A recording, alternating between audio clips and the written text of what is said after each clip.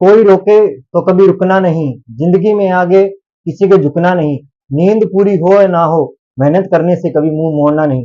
नमस्कार साथियों, हमारे द्रोणा पीसीएस यूट्यूब चैनल में आपका स्वागत है। और अपना टॉपिक चल रहा था वर्ण विचार। वर्ण विचारों के अंदर हमने स्वर पूरे कर लिए थे और व्यंजन कल से शुरू हुए थे। तो उसमें व्यंजनों में मैंने बताया था कि कौन कौन से व्यंजन होते हैं, शुद्ध व्यंजन कौन से होते हैं, और वर्ण किस प्रकार, स्वर उनके अंदर कैसे आए, इनके बारे में अपने चर्चा की थी। शुद्ध अक्षर कौन से होते हैं, और क वर्ग में कौन से होते हैं, च वर्ग में कौन से होते हैं, ट वर्ग में कौन से होते हैं, त वर्ग में कौन से होते हैं, ट वर्ग में कौन से होते हैं, और उष्ण व्यंजन कौन से होते हैं, इनके बारे में चर्चा कर चुके थे। तो इसी कड़ी में आज अपने आगे चलेंगे, जिसमें स घोष व्यंजन कौन से होते हैं, अ घोष व्यंजन कौन से होते हैं, अल प्राण कौन से होते हैं, महाप्राण कौन से होते हैं। तो आज की क्लास हमारी स घोष व्यंजन, अ घोष व्यंजन, अल प्राण, महाप्राणों में रहने वाली है। इसके बारे में अपने चर्चा करेंगे।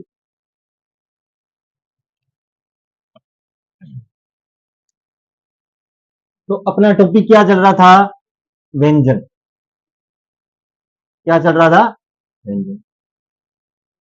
ये टॉपिक चल रहा था कल कल कल हमने पढ़ा था विशुद्ध व्यंजन कौन से होते हैं,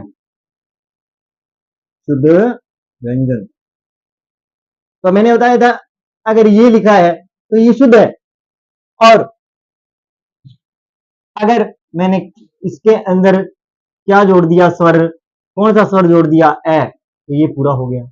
अब ये क्या बन गया, वर्ण। क्योंकि वर्ण के अंदर दोनों चीजें आ जाती हैं, स्वर प्लस व्यंजन, ये चीजें आ जाती हैं, क्योंकि टॉपिक का नाम ही क्या है, वर्ण विचार है। अब मैंने बताया था कि क वर्ग में कौन से आते हैं, क वर्ग, इसमें क वर्ग में ये कर लिया था। च वर्ग में कौन से आते हैं, इसके बारे में चर्चा कर चुके थे। उष्ण व्यंजन कौन से होते हैं, इसके बारे में भी चर्चा कर चुके थे। इन चीजों के बारे में कल अपने विस्तार से क्या कर चुके थे, चर्चा कर चुके थे। और इसी कड़ी के अंदर अपने क्या गाएंगे, सघोष व्यंजन, इसके बारे में चर्चा करेंगे आज। सघोष व्यंजन, सघोष व्यंजन की परिभाषा क्या होती है, सघोष व्यंजन का अर्थ क्या होता है, और कौन कौन से सघोष व्यंजन होते हैं, कौन से अघोष व्यंजन होते हैं, और ये कैसे होते हैं, किस प्रकार इनका रूपांतरण किया गया है, इनके बारे में आज अपने क्या करेंगे, विस्तार से चर्चा करेंगे। इनके बारे में क्या करेंगे, विस्तार से चर्चा करेंगे। तो देखो,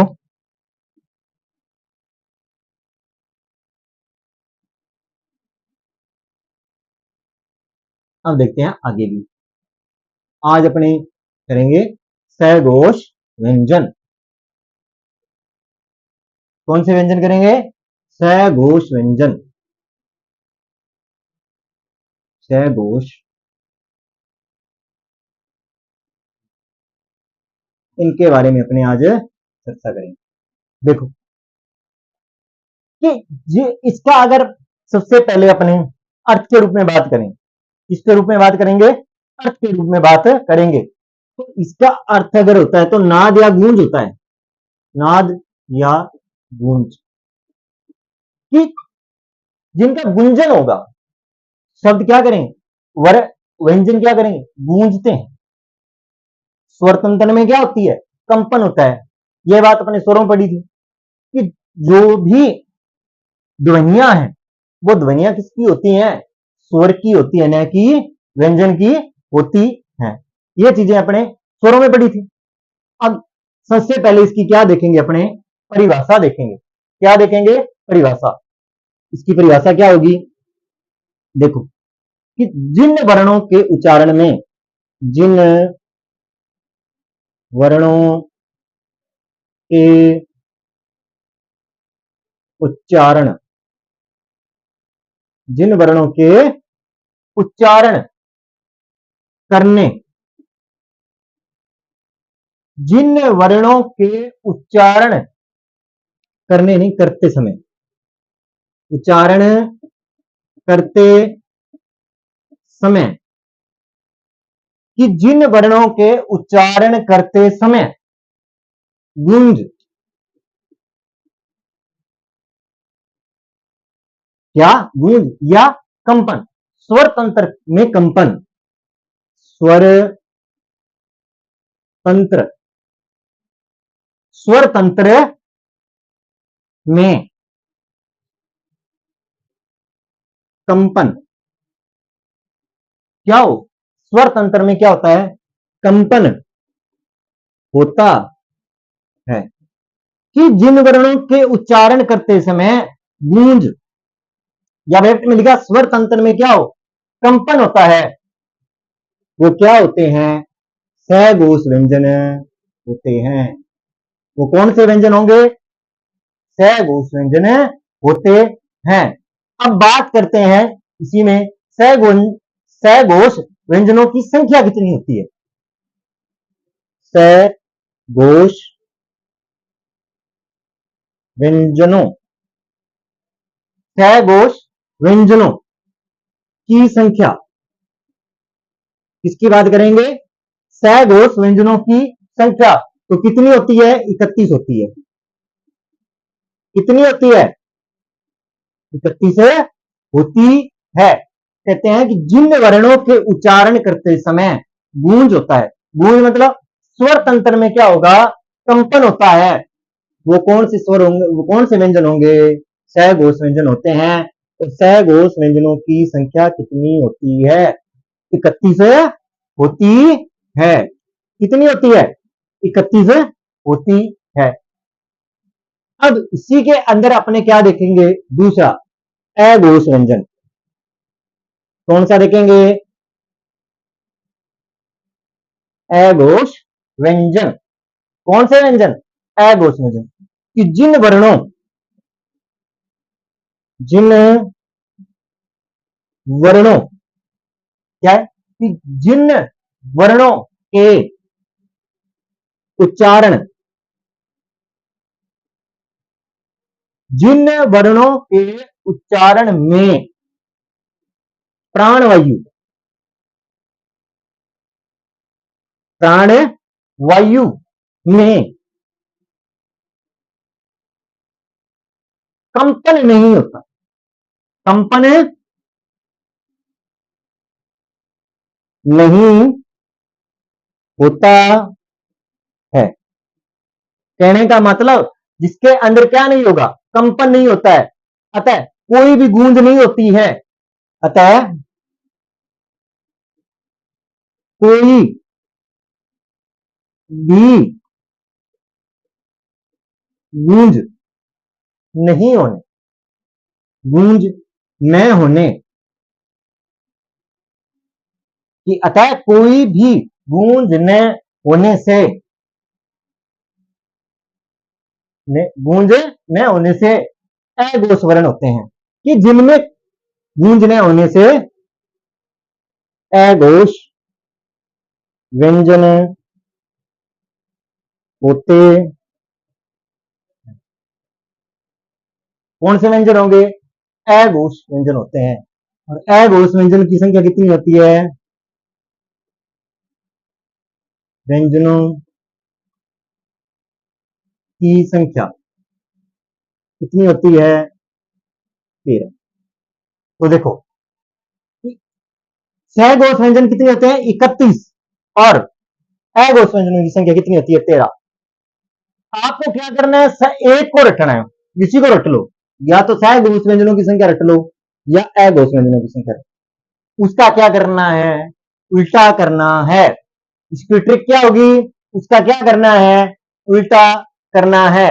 जैसे उदाहरण के लिए आपने अघोष व्यंजन रटे हैं, कि अघोष व्यंजनों की संख्या कितनी होती है, 13, तो इसका उल्टा कर दो, सघोष, तो सघोष की कितनी हो जाएगी, 31, कितनी हो जाएगी, 31।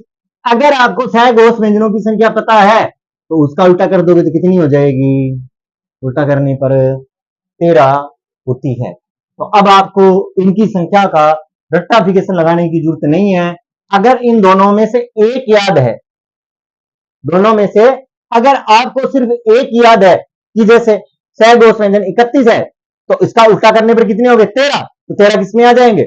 अघोष व्यंजनों में आ जाएंगे। तो एक बार फिर देखते हैं सहघोष व्यंजन, जिसका अर्थ क्या होता है? नाद या गूंज। जिन वर्णों के उच्चारण करते समय गूंज स्वर तंत्र में क्या होता है? कंपन होता है। वो कौन से व्यंजन होते हैं? सहघोष व्यंजन होते हैं। अघोष व्यंजन इसका उल्टा कर दें, जिसमें कोई भी गूंज नहीं होती है, वो कौन से व्यंजन हो जाएंगे? अघोष व्यंजन हो जाएंगे। सहघोष व्यंजनों की संख्या कितनी होती है? 31। अघोष व्यंजनों की 13। याद करने की ट्रिक है, एक याद कर लो कोई भी और उसका उल्टा कर दोगे तो दूसरे आ जाएंगे। जैसे अपनों ने याद रखा कि सहघोष व्यंजन 31 होते हैं, तो उसका उल्टा कर देंगे तो किसकी संख्या आ जाएगी? सहघोष व्यंजनों की। अगर पेपर में हमारे दिमाग में सहघोष व्यंजन पता है कि सहघोष व्यंजन 13 होते हैं, तो हमें से ये पेपर में ये पूछा गया कि सहघोष व्यंजनों की संख्या है, तो अपने उसका उल्टा कर देंगे तो कितने हो जाएंगे? 31 हो जाएंगे। तो अब आपको बात समझ में आ गई होगी कि आपको क्या करना है, सिर्फ इसका उल्टा ही करना है। अब देखते हैं आगे।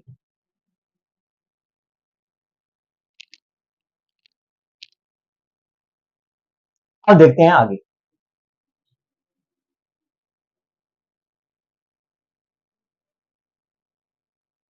अब देखते हैं, देखो अब आपको अब आपको डायग्राम के माध्यम से मैं बताऊंगा कि सहघोष व्यंजन कौन से होते हैं, अघोष व्यंजन कौन से होते हैं, जिससे आपका ये कंफ्यूज भी दूर हो जाएगा कि हम वो 31 कौन से होते हैं और 13 कौन से होते हैं।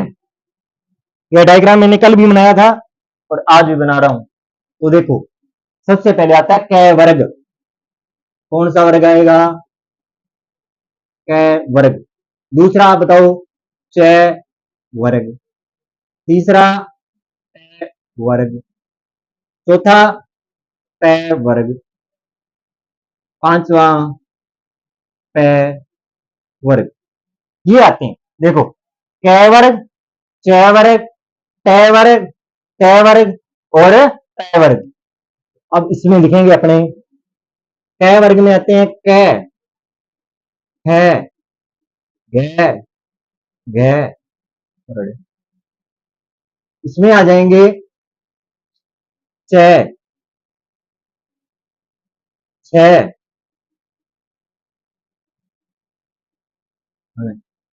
इसमें ट, ठ, ढ, ये आएंगे ट, ठ, ठ, द, ध और न। इसमें क्या आएगा? प,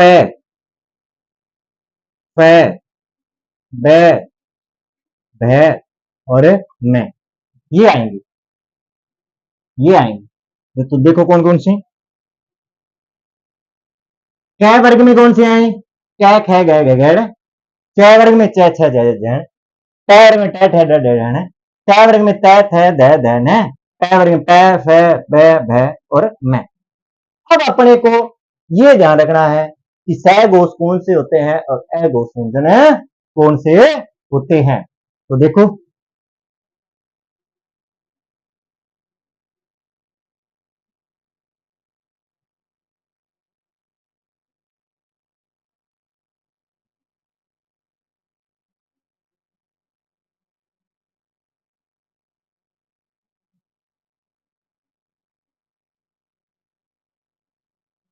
ये अब आप यहां पे क्या करोगे? एक लाइन मारो। एक मैं यहां पे कर देता हूं जिससे आप कंफ्यूजन नहीं हो गया। अब आप देखो क्या लिखोगे। देखो, यहां पे आप लिखोगे अघोष। क्या लिखोगे? अघोष। और यहां क्या लिख दोगे? सहघोष। यहां पे क्या लिख दोगे? सहघोष। अब देखो, अब आपसे पूछा जा रहा है कि अघोष व्यंजन कौन से होते हैं। पहले दूसरे जो व्यंजन होते हैं, पहले और दूसरे, तो वो कौन से होंगे, अघोष, और बाकी सब बच गए सब सघोष। पहला दूसरा अघोष, बाकी सब है घोष। अब आपको रट्टाफिकेशन लगाने की जरूरत नहीं है। आपको अगर ये डायग्राम याद है तो आपको रट्टा जरूर नहीं लगाना पड़ेगा। जैसे अघोष व्यंजन कौन से होते हैं, सघोष व्यंजन है कौन से होते हैं। जैसे कैक है, चैच है, टैट है, तैत है, तैत है, ये कौन से होंगे, अघोष, और ये कौन से हो जाएंगे, सघोष व्यंजन हो जाएंगे। अब पहला दूसरा अघोष, बाकी सब सघोष। पहला दूसरा क्या होगा, अघोष के रूप में आएगा, और ये किस में आ जाएंगे, सघोष व्यंजनों में आते हैं। बात समझ में आई या नहीं, मैं एक बार बता देता हूं। पहला दूसरा अघोष, पहला दूसरा किस में आएगा, अघोष, बाकी सब सघोष होंगे। पहला दूसरा क्या होगा, अघोष होता है। पहला दूसरा व्यंजन क्या होगा, अघोष, बाकी सब सघोष हो जाएंगे। अब आपको रटने की जरूरत नहीं रहेगी। अब देखते हैं आगे, इसमें इतनी बात तो समझ में आ गई होगी। अब देखो इसमें आगे, अब और कौन से आते हैं, सघोष कौन से होंगे, अघोष कौन से होते हैं। अब बात करते हैं इसमें अपने सबसे पहले सघोष की। किसकी बात करेंगे, सघोष की। देखो स्वर, जितने भी स्वर हैं वो क्या हैं, सघोष हैं। जितने भी स्वर हैं वो क्या हैं, सघोष हैं, न कि अघोष हैं। प्लस य, र, ल, व और है, ये भी क्या है, सघोष हैं। ये भी क्या है, सघोष है। तो अब देखो सघोष व्यंजन वर्ग के अनुसार च वर्ग, त वर्ग, च वर्ग, ट वर्ग, त वर्ग या प वर्ग के अंतर्गत, लास्ट के तीन किसके अंतर्गत आते हैं, सघोष व्यंजन के अंतर्गत आते हैं। सघोष स्वर प्लस य, र, ल, व है, ये किसके अंतर्गत आते हैं, सघोष के अंतर्गत आते हैं। तो देखो पहले दो अघोष, बाकी सब सघोष। तो आप इनकी संख्या गिनो, कितने होंगे, 1 2 3 4 5 6 7 8 9 10 11 12 13 14 15, और 11 क्या होते हैं, स्वर प्लस 1 2 3 4 5, और ये टोटल कितने हुए थे अपने पास, 15। कितने हुए, 15।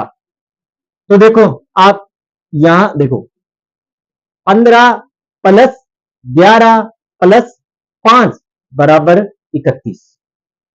इस प्रकार सघोष व्यंजनों की संख्या कितनी होती है, 31 होती है। अब बात समझ में आ गई कि सघोष व्यंजन 31 होते हैं, और कौन कौन से होते हैं, एक तो वर्ग के अनुसार, तीसरा चौथा पांचवा, प्लस स्वर प्लस य, र, ल, व और है, ये क्या होते हैं, सघोष व्यंजन होते हैं। अब एक बार फिर सघोष व्यंजन, पहले दो अघोष, बाकी सब है सघोष। तीसरा चौथा पांचवा क्या होते हैं, सघोष व्यंजन होते हैं। ये टोटल कितने होते हैं, 15 होते हैं। कितने होते हैं, 15। उसके बाद में क्या आ जाते हैं, स्वर, इसके बाद में य, र, ल, व है, ये, और टोटल संख्या कितनी हो जाती है, 31 हो जाती है। अब आपके कंफ्यूज, अब कल को आपसे पूछा जाए सघोष व्यंजन कौन सा है या कौन सा नहीं है, तो ये 31 क्या होते हैं, सघोष व्यंजन होते हैं। अब बात करते हैं इसमें आगे, ये बात समझ में आई या नहीं आई।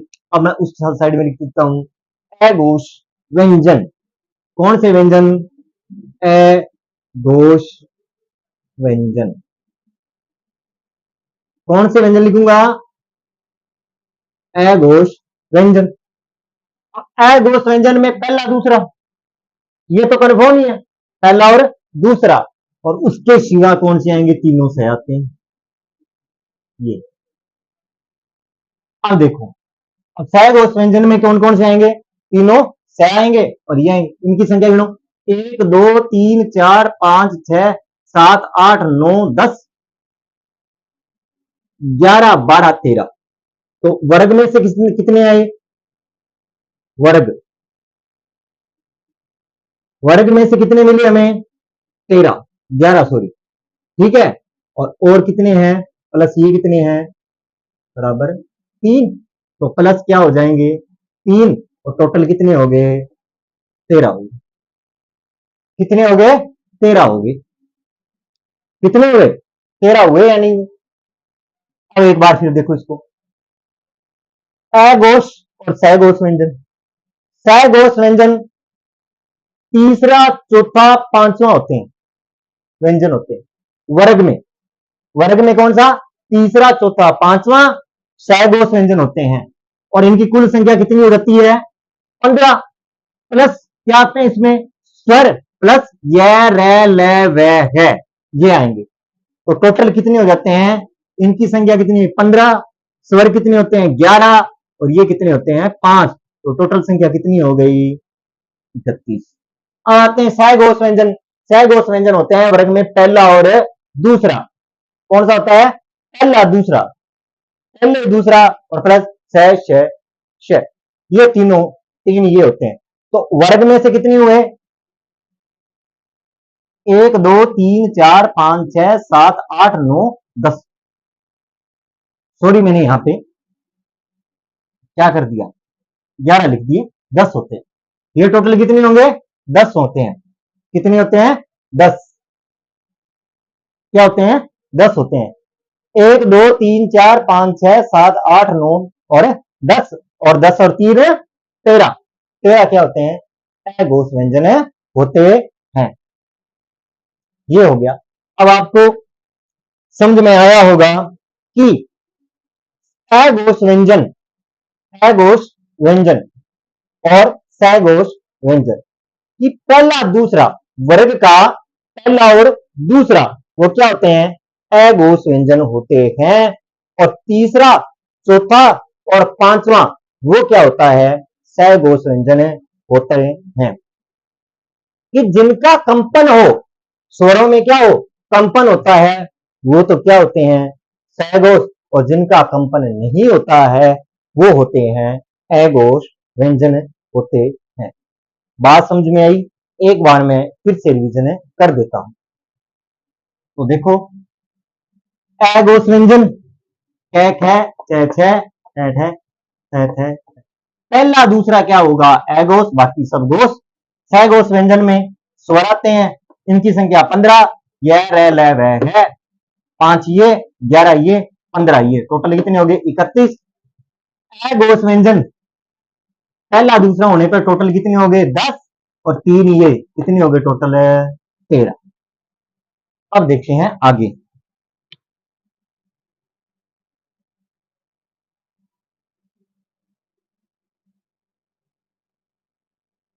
अब अपने करेंगे अलप प्राण और महाप्राण, कौन सा अलप होता है, कौन सा महाप्राण होता है, इसके बारे में अपने चर्चा करेंगे।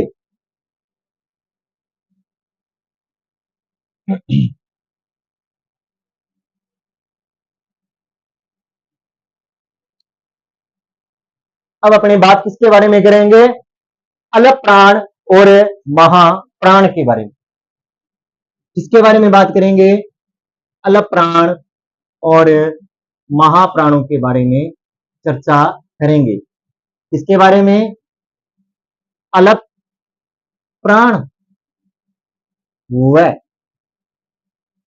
महाप्राण,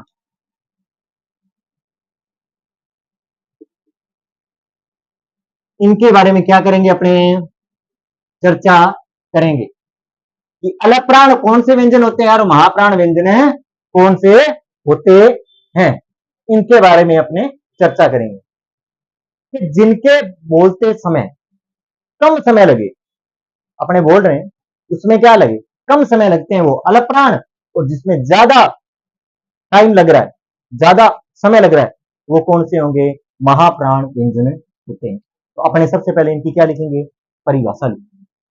सबसे पहले किसके बारे में चर्चा करेंगे, अपने अल्प प्राण के बारे में। अल्प प्राण किसके बारे में, अल्प प्राणों के बारे में। ये जिसे बोलने में, जिसे बोलने में, जिससे बोलने में, जिसे बोलने में कम समय लगे, कम समय, क्या करें, जिसे बोलने में, जिसे बोलने में कम समय लगे वह अल्प प्राण, अल्प प्राण, अल्प प्राण कहते हैं।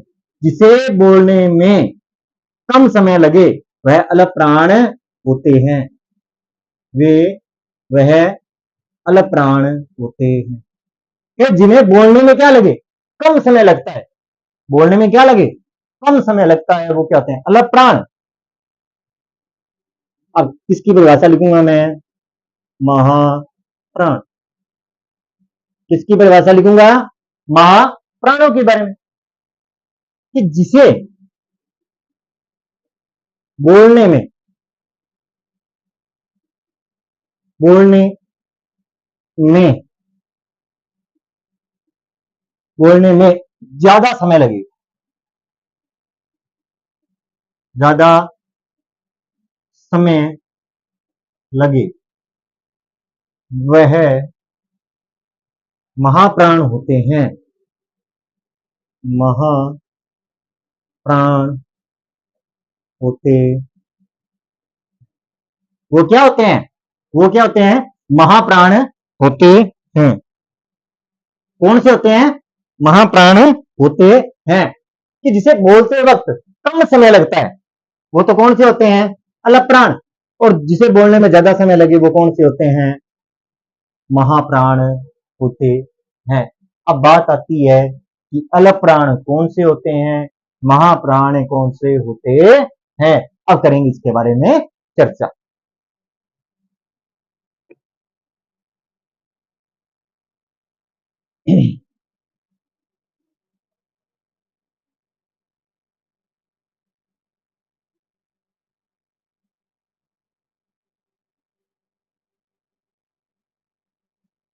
अब देखो,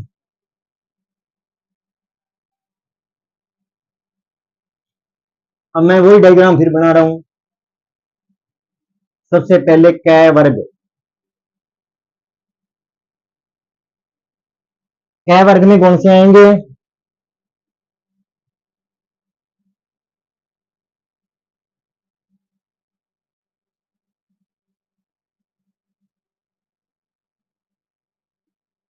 ये।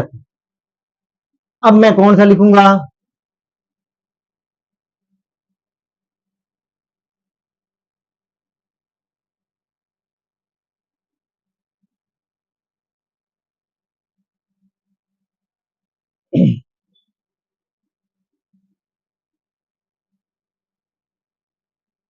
ये लिखूंगा। तीसरा कौन सा था, कै वर्ग।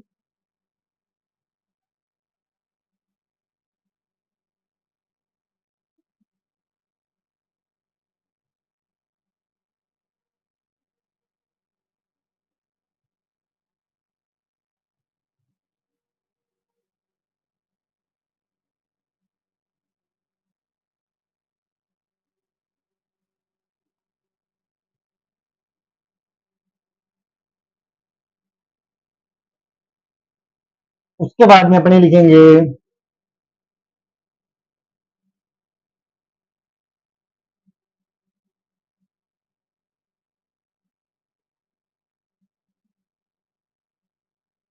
और यही होते हैं। अब देखो,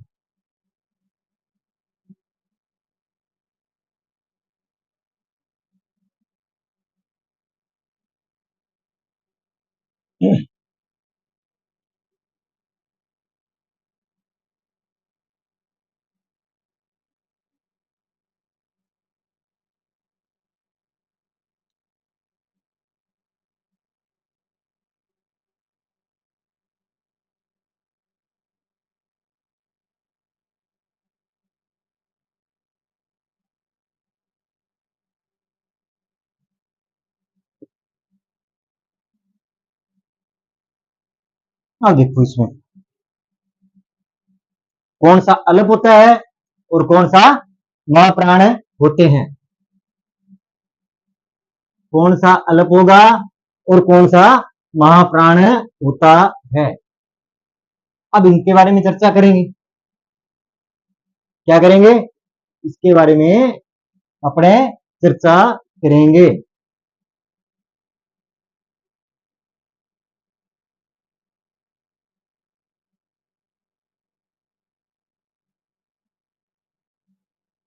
अब देखो,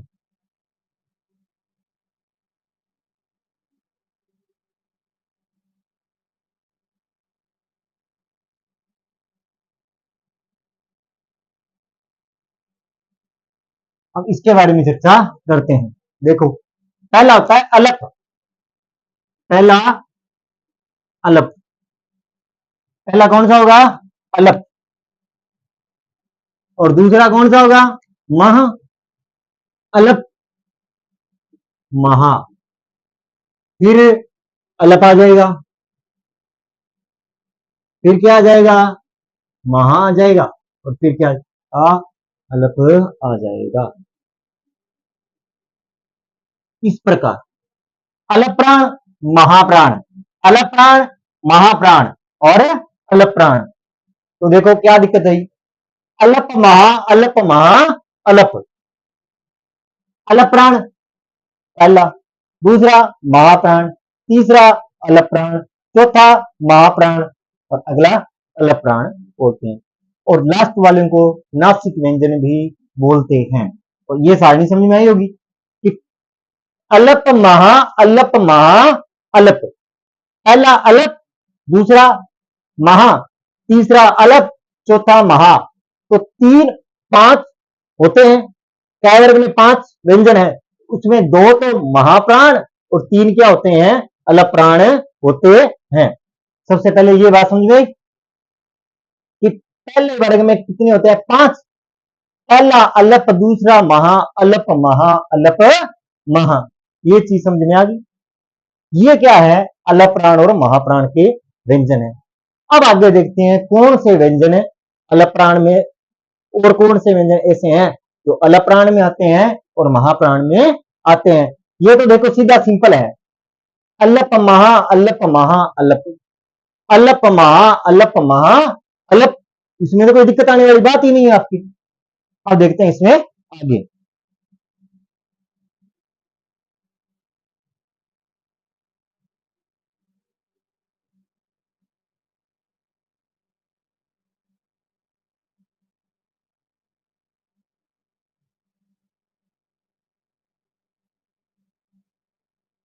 अब देखो आगे इसमें कौन से बच गए अपने, अब अलप प्राण में और कौन से बच गए और महाप्राण में कौन से बच गए। अब इसमें देखो सबसे पहले अपने देखेंगे अलप प्राण, कौन से, अलप प्राण, कौन से, अलप प्राण, अलप प्राण, कौन से देखेंगे, अलप प्राण देखेंगे। अलप प्राणों में एक तो अलप प्राण में आते हैं स्वर, स्वर जितने भी हैं वो किसमें आएंगे, अलप प्राण में। क्या आएगा देखो, ये, रे, ले और वे। अलप प्राण में क्या आएंगे, स्वर, ये, रे, ले और वे। अब बात करते हैं महाप्राणों की, किसकी बात करेंगे, महाप्राण के बारे में, किसके बारे में बात करेंगे, महाप्राण के बारे में। तो महाप्राण में कौन से आ जाएंगे? और है, ये किसके अंतर्गत आ जाएंगे? महाप्राणों के अंतर्गत आएंगे।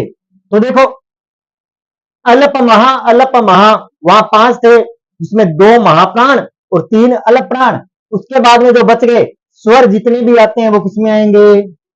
अल्प प्राण में। प्लस य र ल व इसमें आ जाए। महाप्राण में श श श और है वो किसमें आ जाएगा? महाप्राणों में आ जाएगा। तो देखो, अगर बात करें अल्प, तो अल्प महा अल्प महा अल्प, इनके बारे में चर्चा की थी अपने अभी। यहां 1 2 3 4 और 5।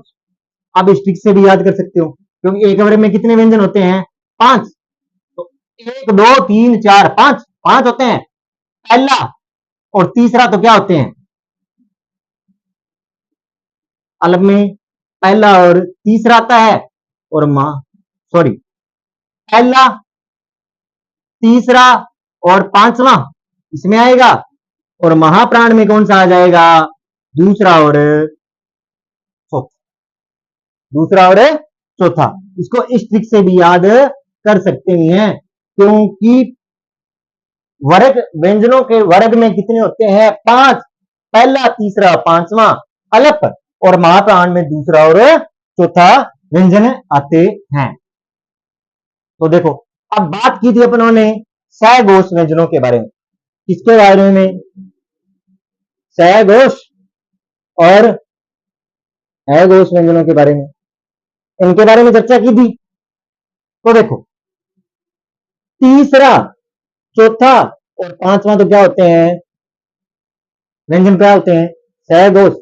और पहला और दूसरा क्या होते हैं? अघोष व्यंजन होते हैं। अब देखो, ये ट्रिक के माध्यम से भी मैं बता रहा हूं कि अल्प महा अल्प। तो देखो, अल्प में पहला तीसरा 5वां, महाप्राण में दूसरा और चौथा। ठीक है। सहघोष व्यंजनों में तीसरा चौथा 5वां, और अघोष व्यंजन में पहला और दूसरा। अब इनकी संख्याओं के बारे में बात की थी। सहघोष कितने होते हैं? 31। और इसका उल्टा होने पर किसके आ जाएंगे? अघोष। तो कितने होते हैं? 13 होते हैं। कितने होते हैं? 13 होते हैं। ये भी बात कर चुके हैं इसके बारे में। तो आज के लिए इतना ही। अगर मेरी क्लास आपको अच्छी लगी हो तो चैनल को सब्सक्राइब करें, लाइक करें, कमेंट करें। धन्यवाद।